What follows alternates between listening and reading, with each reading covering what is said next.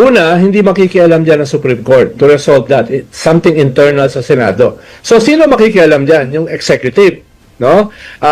Yung Congress at saka yung executive, yung lower house, sasabihin nila sino yung legitimate. At malinaw, ang legitimate ay yung kasalukuyang majority ni Senator Win Gatchalian. So, hindi sila titigil sa Senado. Kung magde-destabilize ka, hindi lang Senado. Dahil pag de-destabilize mo ang Senado, de-destabilize mo ang buong gobyerno. Inuulit ko, walang gagalaw. Sino mag-approve ng budget?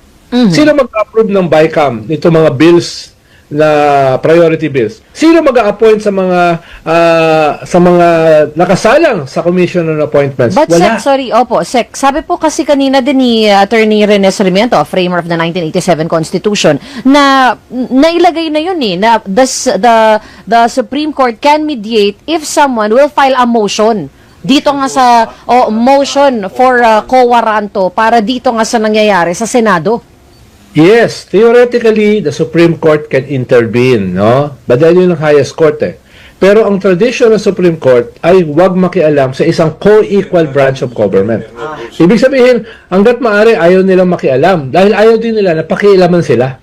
No? So, kailangan ng talagang something extraordinary para makialam ang Supreme Court.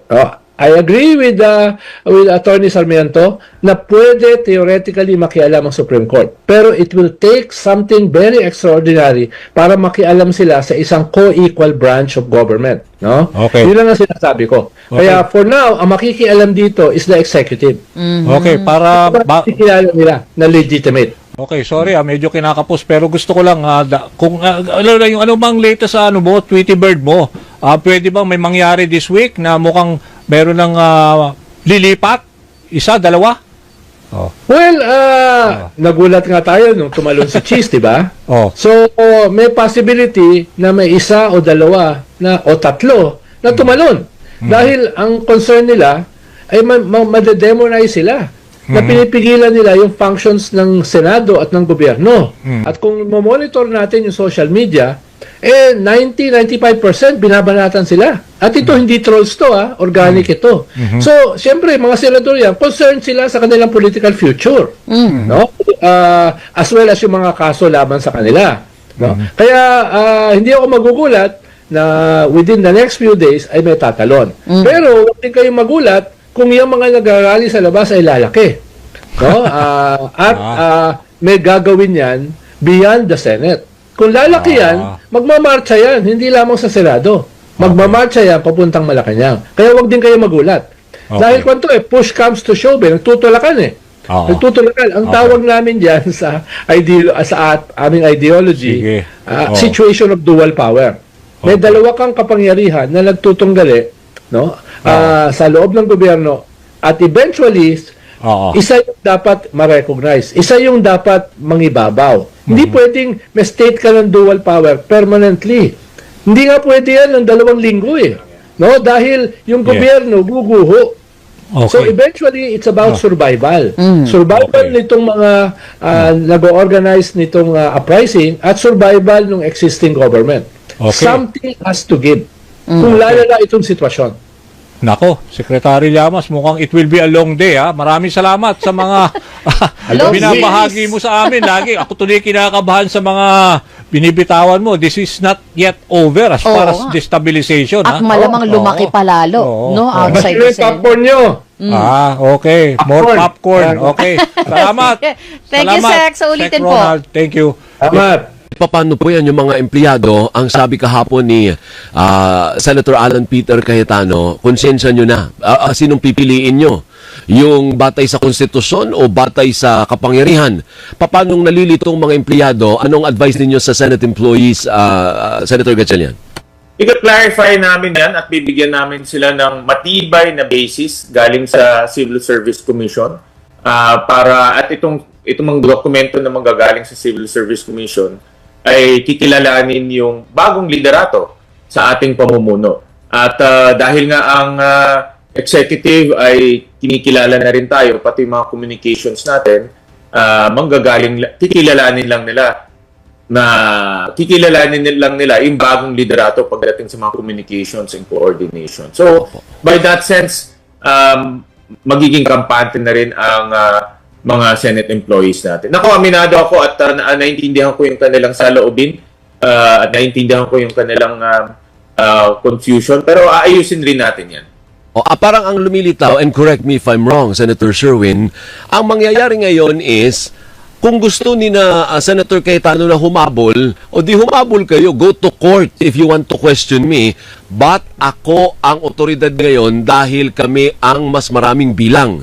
Tama bang pagkakaintindi ko, Senator Sherwin? Mas maraming bilang, yung proseso natin ay legal, tayo ang kinikilala ng mga different branches of government. At ito yung mga basis, no? Even yung mga, like I said, even yung mga independent legal experts, sinasabi na walang problema sa proseso. And I also wonder, paano po i-deal ni Senator Erwin Tulfo? Di ba may hearing po sa Monday? Naku, isa din po siya sa pinangalanan kahapon. Doon naman sa pinatawag naman na pagtitipon ng grupo ni Senator Alan Peter. Ikaw ang chairman ng Blue Ribbon, isa ka sa pinangalanan ng ex-Marines. Alvin, ito ka-clarify ko lang, no? Yung nangyari kahapon, hindi hearing yun, kundi gathering. At yun ay dahil senador yung mga kaharap at pinapayagan naman yung senador pumasok sa loob ng building, ay, of course, opisina nila yun, ay nakapasok sila sa loob ng building. Pero yung pagtitipon na yun, hindi yun hearing. No? Yun ay, para sa akin, isang gathering. At yung gaganapin na hearing on Monday, ayun ang official hearing na ang chairman ay si Senator Erwin Tulfo. Kung ano man yung sinabi nila kahapon, hindi official yun. Kung gusto nilang ulitin yun, di ulitin nila yun on Monday dahil invited naman yung 18 Marines on Monday. At dahil invited sila, sabihin nila ulit kung ano yung sabihin nila doon para maging official. Pero para sa akin, kung ano man yung sinabi nila kahapon, hindi official yun. Dahil yung mga sinasabi nila, pinipili rin nila hindi rin tama yun No? Kung gusto nila magsabi ng totoo, dapat lahat-lahat at gawin sa official venue. Paano pinipili, Senator? Antayin na lang natin on Monday, Alvin. Kasi ang tinutukoy po ba ninyo? Kasi naalala ko rin parang may sinabi si Senator Erwin na may ilang personalidad kagaya daw ni Senator Loren Legarda o yung magkapatid na Villar na sa original affidavit nandun pero hindi naman binanggit kahapon. Iyon ba yung tinutukoy ninyo? Antayin na lang natin on Monday. Kung yun ay kung pupunta po sila, Senator Sherwin. Dapat pumunta sila. Kung gusto nila talagang ilabas ang katotohanan at kung gusto talaga nilang maisiwalat itong mga ganitong bagay na hindi magaganda, pumunta sila sa official na hearing. Pwede naman pumunta sa dalawa. Diba? Kung talagang gusto mo pumunta sa gathering, pumunta sila sa gathering. Kung gusto mo pumunta sa official hearing, pwede ka rin naman pumunta. In fact, itong 18 Marines na nagre-research ako, ang dami na rin nilang mga iba't ibang venues na pinuntahan. So, ano ba yung pupunta sa isa pang venue? Opo. And finally, Senator Sherwin, ano po ang mensahe ninyo kay Senator Alan Peter Cayetano? Sabi mo kasi bukas ka, with open arms. Ano po? Anong gusto mong sabihin sa kanya para matapos na po itong kaguluhan dahil nakakahiya po sa taong bayan, sa totoo lang? Ako nahihiya rin ako, no? Personally, dahil bilang senador at bilang isang lingkod bayan na hinalal ng taong bayan, ang gusto rin natin ay maibalik sa kanila yung kanilang tiwala at maibalik sa kanila yung serbisyo na dapat ginagampanan namin. At ako, ang mensahe ko naman sa lahat ng ating mga kasamahan ay alam ko ngayon mataas ang emosyon, alam ko ngayon mataas ang hidwaan, pero pag humupa na yan, mag-usap-usap tayo, tingnan natin kung anong maganda sa institusyon, at marami sa kabilang grupo, mga personal friends natin. At hindi naman kami magkaaway. Talaga nangyayari lang yung ganito. Pero ako ay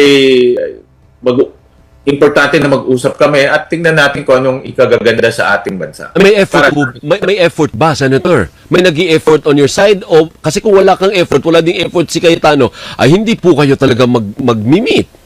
Well, meron naman, no? Hindi ko lang sasabihin kung paano at sino, but meron naman.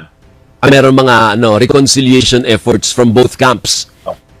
Meron naman. But like I said, emotions are very high right now, so we need to be sensitive. Pero meron naman. That's good. Yung